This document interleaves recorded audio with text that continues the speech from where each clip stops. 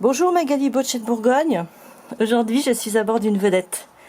Alors du style hollandaise, fabriquée en Allemagne, sortie des chantiers en 1980. Apparemment troisième propriétaire actuel. Bateau vraiment, je trouve très bien entretenu. Alors jugez par vous-même, hein, c'est un look un peu rétro, mais vraiment quelques améliorations comme la moquette qui a été enlevée pour mettre ce sol pratique d'entretien et les trappes sur vérin que je trouve extrêmement pratique. Regardez, bateau vraiment très bien entretenu, vous allez voir les cales moteurs ensuite. Du régal VHF CB, sous mes pieds un DAF 115 chevaux, 6 cylindres, qu'on verra également. Alors tout à fait plan classique de vedette hollandaise, hein, ou construite en Allemagne, mais peu importe, de ce style de bateau. Un carré central, une cabine arrière, une petite cabine avant, une dinette cuisine.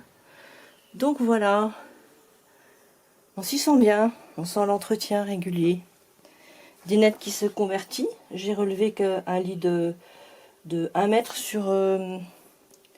non, 110 cm, donc 1,10 m de large sur 2 mètres de long quand même. Une belle hauteur sous barreau aussi, on a 1,90 ou 1,80 à peu près partout. Je descends quelques marches. Alors cuisine tout au gaz. Là, je soulève le plan de travail de brûleur. Le petit four quasiment jamais utilisé, toujours à gaz. Le chauffe-eau, c'est un chauffe-eau instantané à gaz aussi. Ensuite, on a un petit frigo Trimix dans ce grand placard. Vous pouvez mettre plein de choses. Un petit frigo Trimix. Et sous la banquette de la dinette qui se trouve là, un autre frigo, toujours Trimix. Donc 12 volts, gaz ou 200. À l'avant, une cabine, mais pas en V, une cabine avec un lit simple, qui est quand même assez intéressant. Les mesures, c'est quand même 2 mètres sur 1 mètre. 1 mètre sur 1,90 m, presque 2 mètres de longueur. Ensuite, une penderie. Et quand même, assez pratique, un lavabo. Donc comme je disais, il n'y a pas de ballon d'eau chaude, on est sur du eau chaude instantané gaz. Et maintenant, on va retourner à l'arrière. Alors le chauffage d'époque, qui devait être un Webasto, a été retiré. Il reste les tuyaux, mais il n'y a plus rien. Et du coup, mon propriétaire actuel a fait installer 3 petits convecteurs électriques. Un là, dans la cuisine, à l'arrière.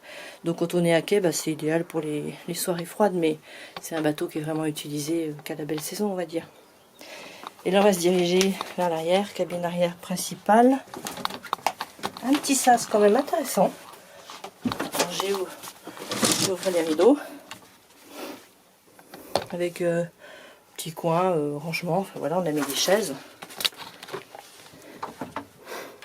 Ensuite, WC électrique, un lavabo au centre et la douche après.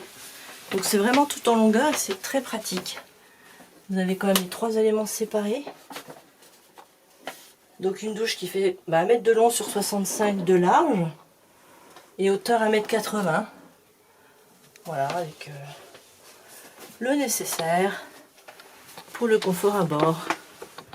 Et on finit par la cabine avec porte coulissante, grande penderie à bâbord, encore le 3e convecteur. Il y a beaucoup de soleil, donc on a fermé les rideaux. Un grand lit, des rideaux, des hublots, je veux dire. De chaque côté, il s'ouvre celui-ci. Je pense l'autre aussi. Et là, on a un lit qui fait 1,50 m de large sur 1,90 m.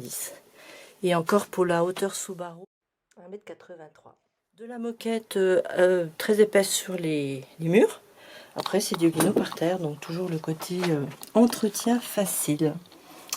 Voilà, si vous voulez plus d'informations ou des visites à bord de cette vedette allemande de type hollandaise, n'hésitez pas, contactez-moi, Magali, Budget Bourgogne. À bientôt.